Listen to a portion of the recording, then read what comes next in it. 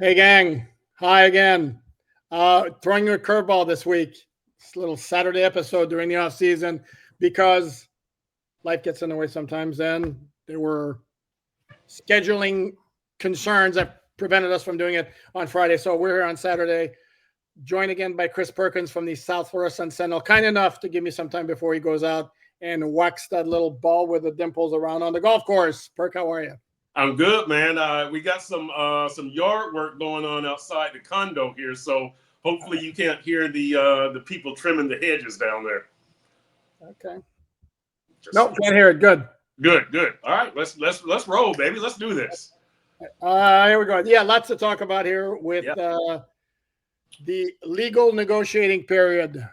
By the way, the term from now on this podcast on Miami Dolphins and SI, and I hope on South Florida Sun Sentinel on sunsentinel.com is now banned. The term legal tampering. There is no such thing. If it's legal, you're not tampering, and if you're tampering, it's not legal. So legal negotiating period. You good with that, Perk? I'm good with that. Although I always say the so-called legal tampering period because it's a term that's familiar to people. Boo! Sorry, I give in. I give in. Demerits for Perk right off the bat. If this were was it around the horn, you'd be like dung dung dung dung like -3 points. But that's okay. We'll let it slide. Should we address the big news around the NFL on Friday night? Because this is a weird one to me. The Raiders sending a 2025 third-round pick to the Seattle Seahawks for quarterback Geno Smith from Miramar in South Florida. Mm-hmm. And then the word apparently is they're going to sign him to a long-term extension. And I'm like, all due respect, this is a major upgrade for the Raiders from Aiden O'Connell to Geno Smith, but you went from having the fourth best quarterback in the AFC West to having the fourth best quarterback in the AFC West.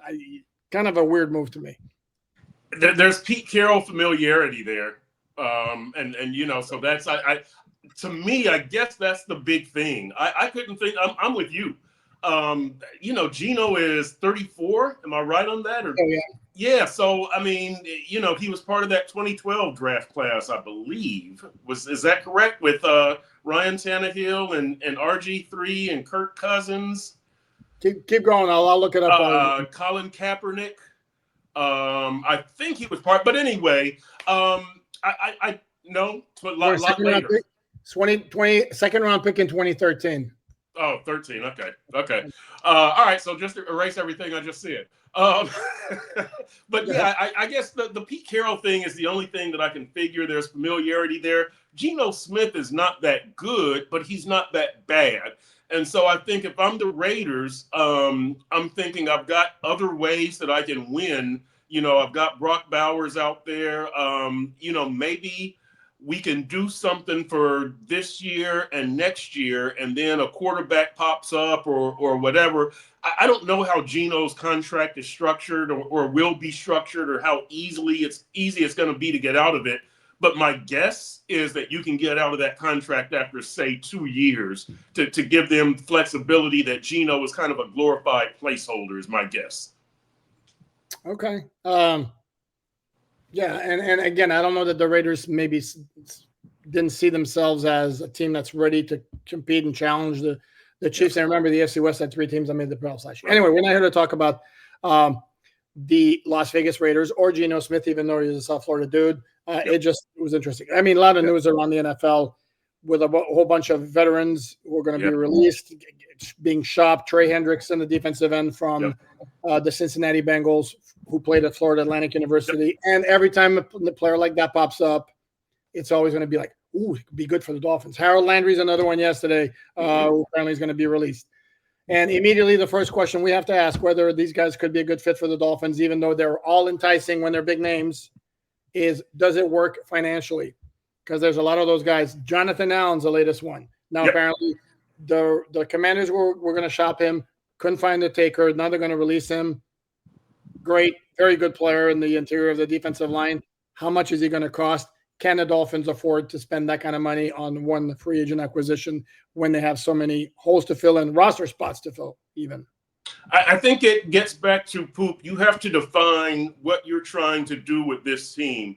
And to me, I've said and written, I think you need to try to make one big Super Bowl run in 2026 with this core.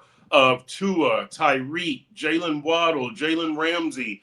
These guys aren't going to be here past 2026. So Right. 2025 to me is you're putting yourself in position for 2026. So if you think Jonathan Allen fits and he can help you in 2026 to make that run, I would say, yeah, go get one big ticket free agent. One, not two or three. Well, you can't afford two or three. But I would say, yes, you could get one. But you really have to have a 2-year master plan in place before you spend any money in free agency this year, before you go into the draft with the 10 draft picks. And let's face it, 4 of them are in the 6th and 7th rounds, right? So, you've kind of got, 6 draft picks to get some 2025 on-field help from scrimmage or in special teams. Having said that, the first 3 rounds, you need to know, do I need a guard? Do I need a safety? Do I need a cornerback? And again, to me, rounds 1 and 2, those are your starters. Round 3, contributor from scrimmage, special teams guy. The rest of them, let's be realistic, they might not give you big time help. So as you go into free agency, know what you want to spend, know if there's one guy that you're going to get at a big ticket, or if you're going to spread it out like you did last year, which was very wise, very good offseason. I know you didn't get the backup quarterback, but the acquisitions were pretty good. You took a couple of L's with Shaq Barrett and OBJ, but for the most part, when you get Calais Campbell and Jordan Brooks and Jonnu Smith and Aaron Brewer and Saran Neal, you've done a good job. So do you want to go completely that route with one big ticket guy, or completely that route alone? What role is the draft going to play? I could get a big ticket guy, but you better have a master strategy in plan and know who you're going after and why. Okay, and here's the thing, and I've been meaning to write a column about this on Miami Dolphins on SI.com, and I will do it before the legal negotiating period starts. That the Dolphins spent a lot of money last year. They spent a lot of money last year, but it was on their own guys. Right. Whether it was Tua, Tyreek Hill, Jalen Waddle, Jalen Ramsey, not including Mike McDaniel, because that doesn't count against the salary cap. In free agency, the biggest contract they gave out in terms of annual average was $9 million a year. That was Jordan Brooks. They were kind of in a similar salary cap situation where they needed to do a lot of juggling before March, whatever it was last year, 11th or 13th, to get under the cap, which is the same case this year, which they've accomplished now with the restructures / pay cuts of Bradley Chubb and Teron Armstead, which we will discuss a little bit further later on. But again, the biggest contract they gave out to an outside free agent was Jordan Brooks at $9 million annually. They got a lot of guys because of circumstances who were on the cheap given their credentials.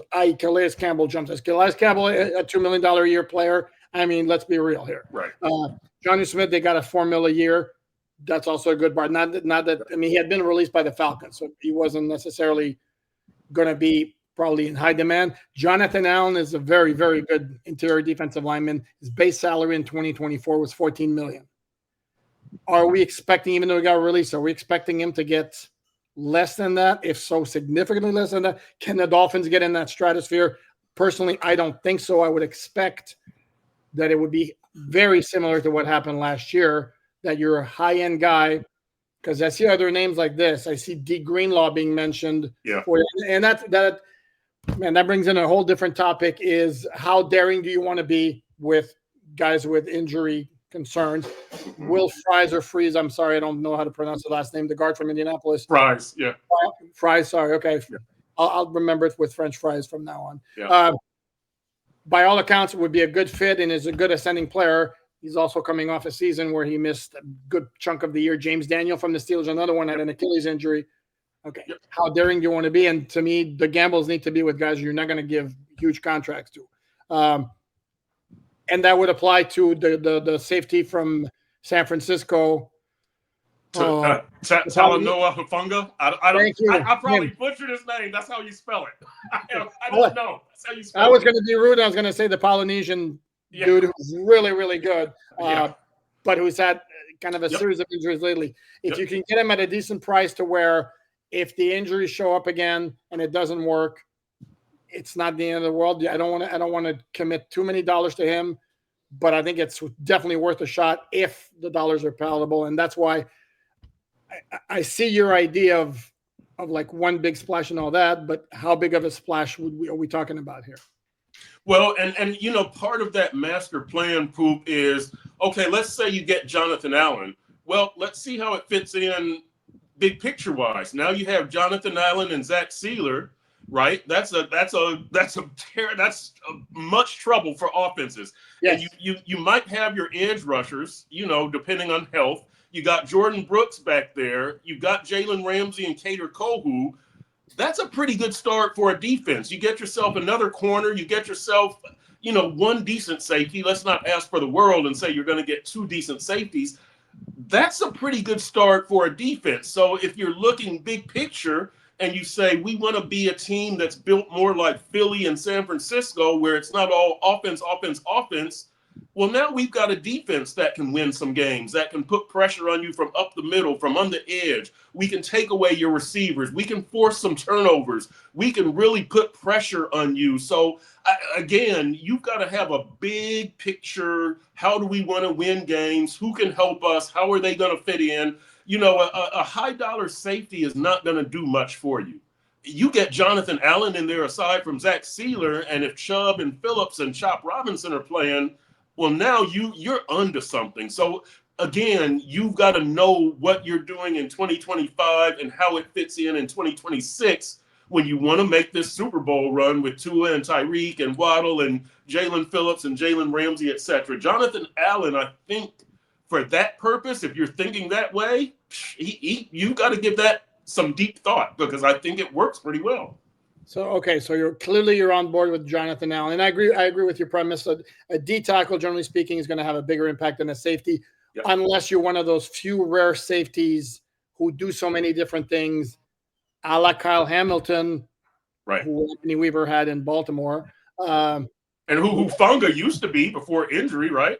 Yeah, no, correct. Yeah, no, that guy's a player. If to me, if we can get him, and if the Dolphins can get him at a reasonable price, I mean, I'm all for it. I don't think Jonathan Allen to me is going to be within the Dolphins' range. Because my question to you here is, how high do you go for Jonathan Allen on an annual basis? Even I can't go over what he's getting now, 14. I just can't. I'm already paying Zach Sealer, right? I'm still paying Chubb.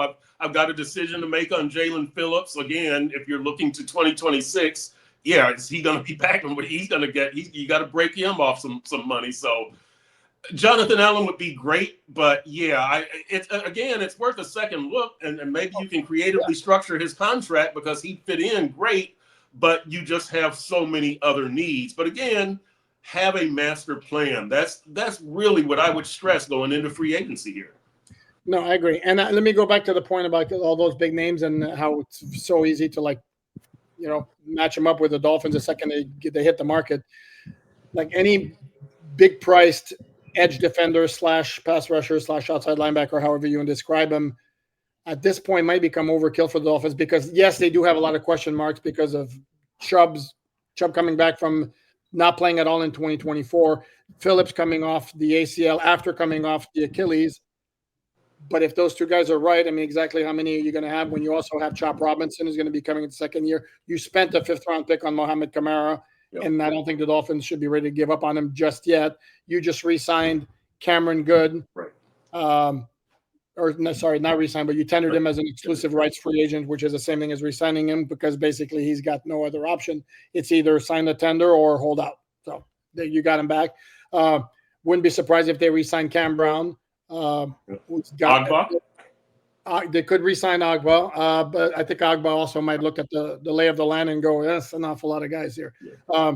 It's one of those situations where, he could get playing time if those guys, aren't able to perform at peak efficiency. Otherwise, it's overkill. Because I heard somebody immediately ask me if Joey Bosa would be a good fit. No. Number one, again, it's overkill. Number two, it's another guy who's injured as often as he's not. He's also very, very pricey. And occasionally you see why he was the 3rd overall pick in his draft, but it's not there all the time. So no on Joey Bosa. Big no. Even Harold Landry, who's had like 9 sacks every single year. No, he's a good pass rusher, but it's it's overkill at some point. Okay, we mentioned Bradley Chubb. Unlike Teron Armstead, and the details have come out, hat tip to overthecap.com for getting those details and putting them out there. Teron Armstead went straight to veteran minimum on this base salary. The Dolphins still can gain more cap space if they wind up cutting him.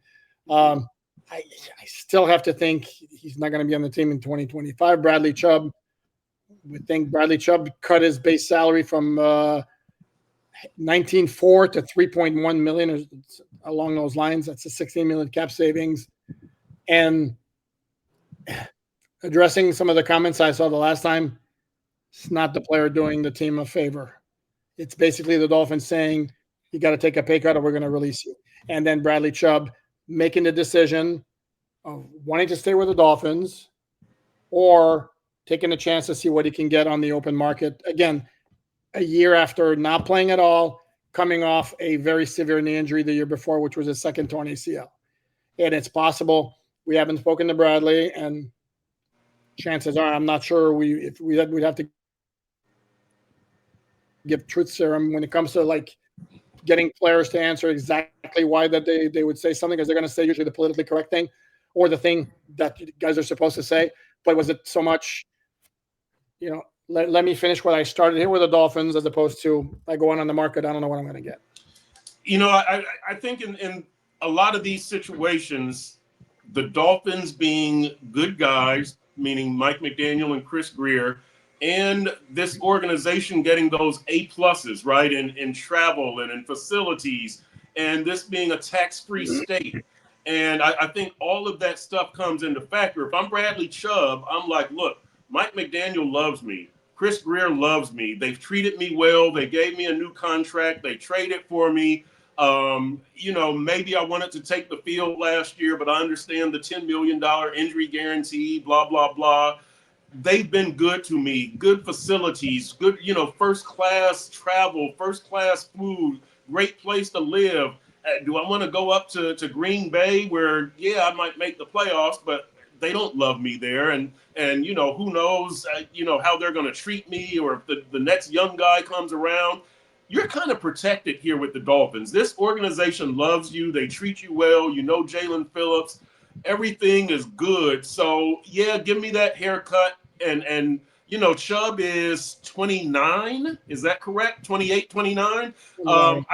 He could at 31, 32, get himself another decent contract, $8-10 million a year for 2 years. So all is not lost here. I think that a lot of times when you sign these contracts, Tyreek Hill, Jalen Waddle, the back end is not going to be achieved the way it was laid out. Teron Armstead, especially if you sustain an injury, that last year, those last 2 years are going to be negotiated down, negotiated out. They'll cut you, something like that. So I think that was also part of the realization for Chubb also. That was unrealistic money. If you win a Super Bowl, maybe, but it's unrealistic money. I've got it good. I'll just play it out here.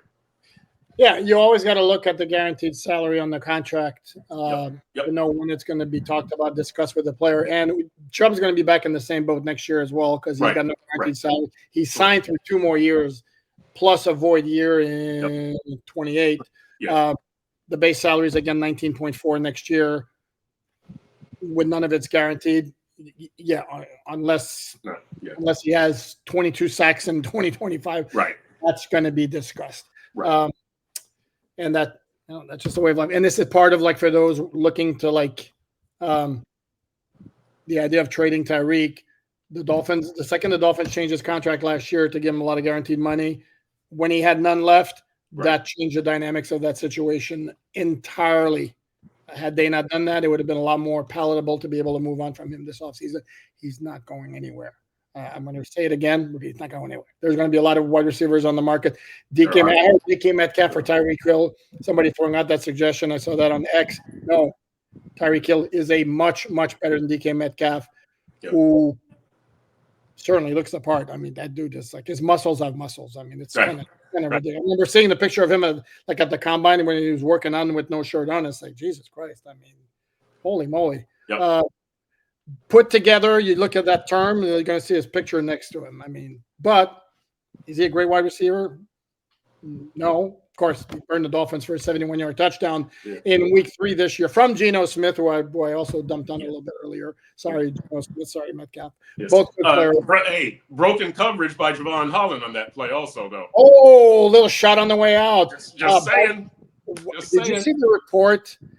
Joel Corey is a former agent who writes for CBS Sports and is active on Twitter. It's really, really interesting follow. And reports and articles that he does, and obviously somebody maybe knows a little bit about the topic. He's projecting as an agent his target for Javon Holland would be to get him a 4-year, $80 million contract, $20 million annually. And I'm thinking, I'm sorry, Javon Holland? And who's to say he's not getting it? And by the way, if you're wondering why the Dolphins let him test the market, because they're not reaching to levels. The Dolphins, obviously, they could have franchise tagged him if they wanted to, but that's $18.6 million.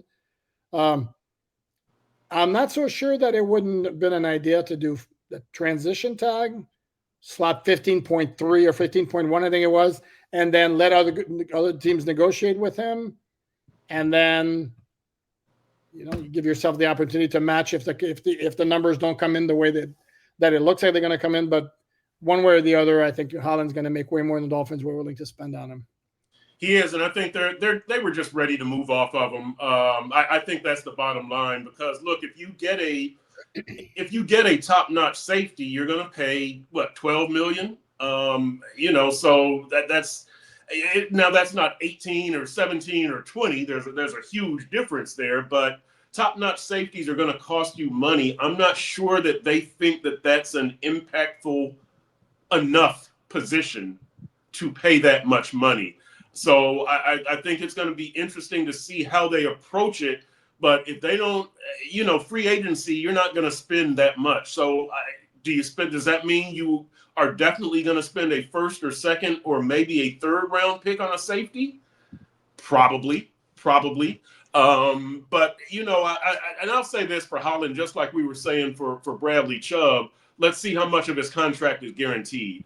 Because the $80 million, I could almost guarantee you that if he's on a bad team, what you did there. Yes, exactly. If he's on a bad team, I don't know that the back end is going to be realized. We'll see what happens with Christian Wilkins. We'll see what happens with Rob Hunt on the back end of those contracts. Now, look. You get your money up front. I don't even know how much either of them were guaranteed.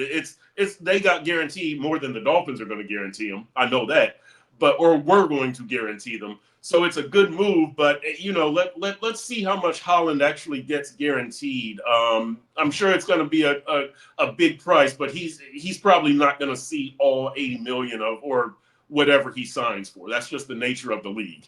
Oh, no, absolutely, without question. I believe, if I remember correctly, Christian Wilkins was around $70 million guaranteed. Yeah, sounds right. Yeah. To quote Robert De Niro in the movie Midnight Run, another great movie, by the way. Yes. It's a pretty respectable neighborhood. Right, exactly. So, and then I was doing this thing yesterday, looking at the Dolphins' impending free agents, UFAs. Yep. Trying to come up with like a top 5. And it's like, it's Holland and Campbell, and then who else? Who else is a significant free agent that the Dolphins really, really should want to have back? Well, I think.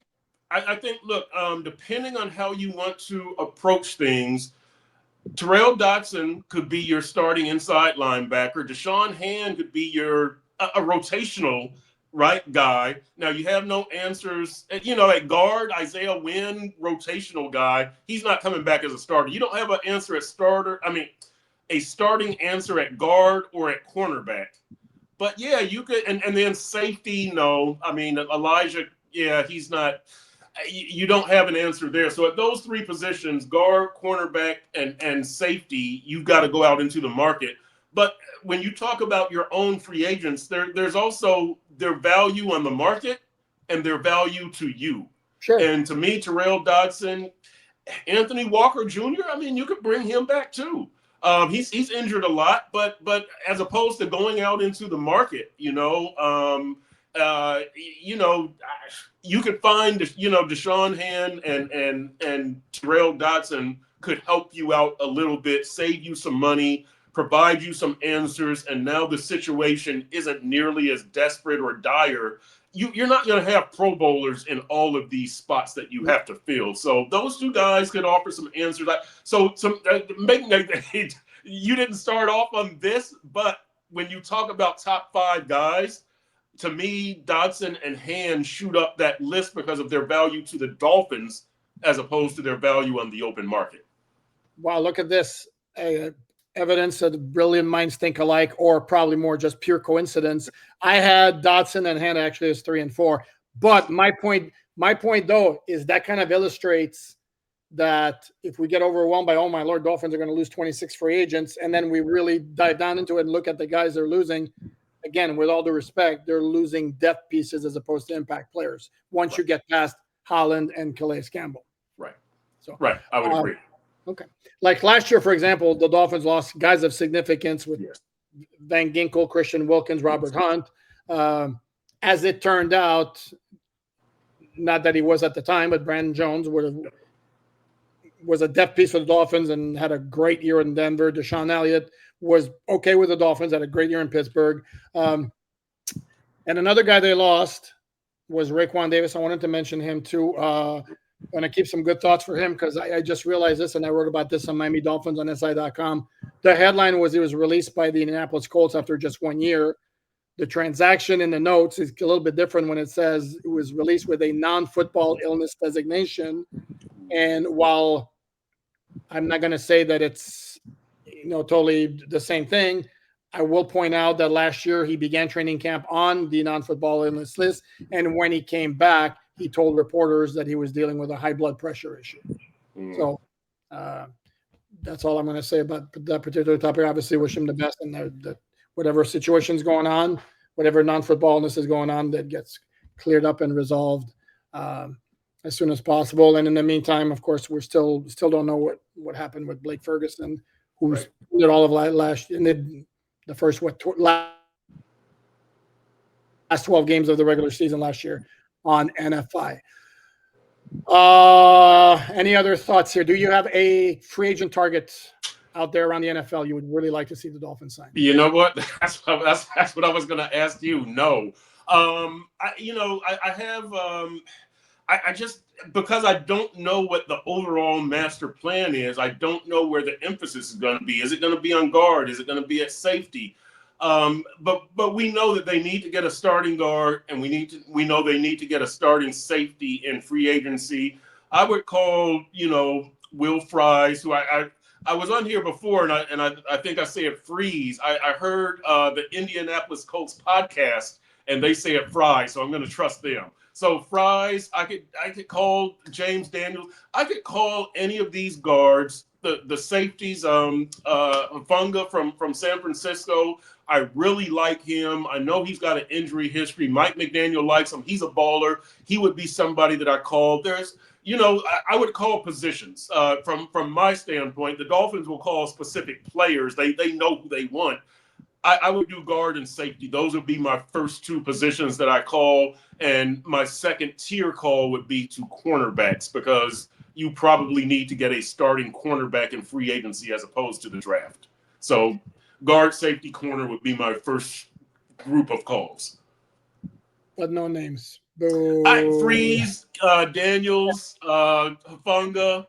Those would be, because I'm not going to go. I would rather spend 10 or 12 million on a guard than 10 or 12 million on a safety. The guard is going to be a higher impact player due to my needs, because I need that short yardage offense, and I need for Tua to have that protection up the middle.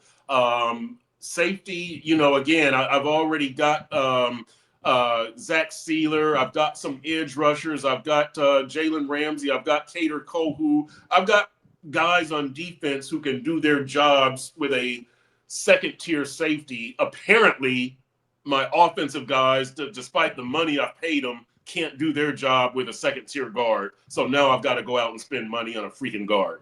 That's the way it breaks down. And by the way, I just don't believe that guards are the biggest problem with this offense. I've given you the numbers on Tyreek and Waddle not having a 100-yard game against a playoff team in the last 2 years. That's not because of guard play. Tua having because 15 of the quarterback. I'm sorry, no, just kidding. I'm kidding. Well, it's a joke.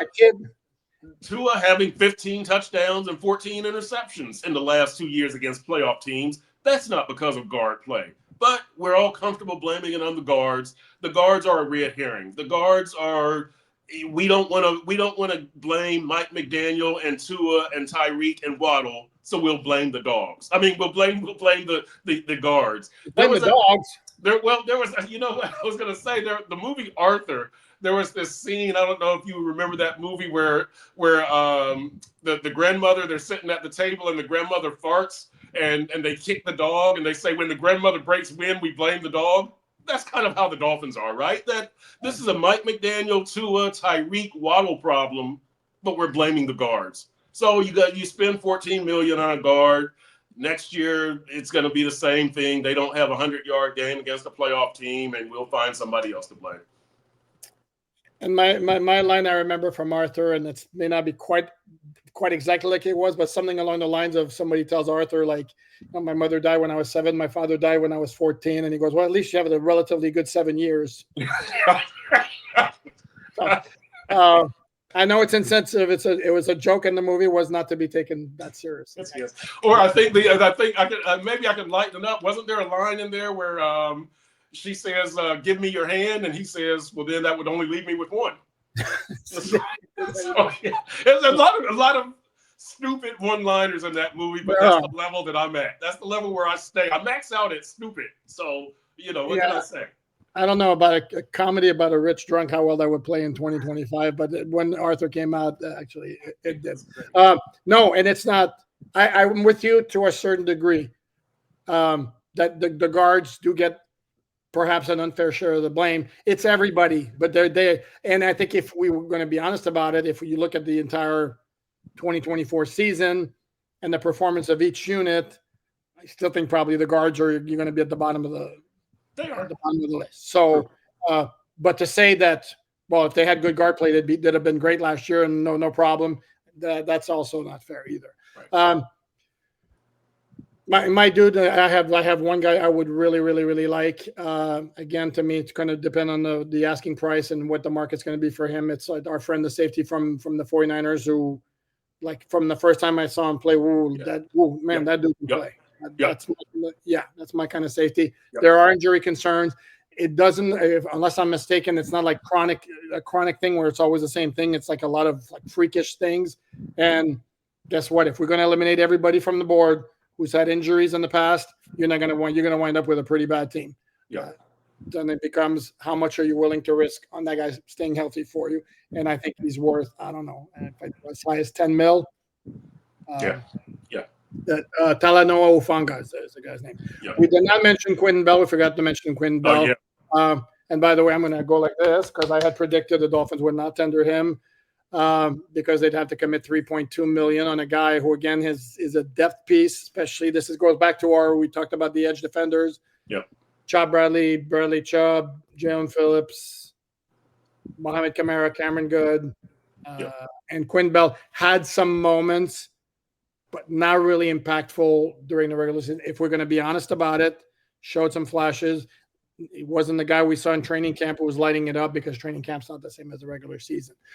Still no word yet on whether they're going to tender Kader Kohu. Yeah. They kind of book it. They're gonna tender him. Yeah. My guess is going to be, as I wrote on MiamiDolphinsOnTheSide.com, the lowest tender, which will be to give him the right of first refusal. And then Anthony Schwartz not going to be tendered. He'll be coming unrestricted free agent on Wednesday. One more thing. I don't want to see the Dolphins, and this goes into the contending in 2026. Be very careful how many 30-somethings you sign here in free agency, because you want these guys to be around in 2026 when you make your Super Bowl run. So this is one thing that differs or differentiates this offseason from the previous two. The previous two, you were trying to win a Super Bowl that year. And so it was good to get Shaq Barrett or OBJ or Calais, whoever. You could roll the dice. You were going all out. To me, now you've really got to watch the age of this team, especially if Calais and Tehran come back, because they won't be here in 2026 when you make that run. So those will be two other holes you'll have to fill. You've got Patrick Paul. Maybe you bring Deshaun Hand back, but I'm not signing very many Jordan Poyers is what I'm saying. I want these guys to be here for 2 years, not for 1 year. So watch the number of 30-somethings you sign in free agency. So you basically, in essence, kind of like, I don't want to say flushing away, but kind of setting aside the 2025 season in terms of expectations because you're building everything to 2026? No, you still need to win a playoff game this year. Oh, like okay. you're not just going to jump up and go to the Super Bowl from another 8 and 9 from back-to-back 8 and 9 seasons. So you need to do well as possible. And that's setting aside the Greer and McDaniel. You need to win to stay. You need to teach these guys how to win, how to beat good teams, how to win on the road, how to get a first-round home playoff game. All of that stuff. This is a very important year, but it's not the year. To me, next year is the year. Next year is the year. 2026. The man said it. You heard him, gang. He is Chris Perkins from the South Florida Sun Sentinel. Go hit him long, hit him straight, Perk. I will. And you remember Drive for Show, Putt for Dough. Yeah. I'll leave you to golf. I'll go play tennis a couple of times next week because that's my game these days. Catch his fine work at sunsentinel.com. Catch also, if you didn't already, his podcast that he did with David Furones and the Furones Bonus. The Dolphins Deep Dive with Perk. I'm sure it's available on YouTube. I would imagine would be the place to find it these days. Yep. Check my fine written content at Miami Dolphins on SI.com for free. Please like, subscribe, all that good stuff. Have a great rest of your weekend. We'll be back here Monday. Monday should be fun. We're going to have to figure out the timing of this because at 4 o'clock, the legal negotiating period begins, and then news starts happening fast like this. And we don't want to get caught in a situation where we're talking about developments and 5 different things happen while we're podcasting. So check your notifications, but we'll definitely be here next week. Maybe more than our regular 1 day on, 1 day off next week. We shall see. Have a great weekend. Perk, have fun golfing. And until we meet again.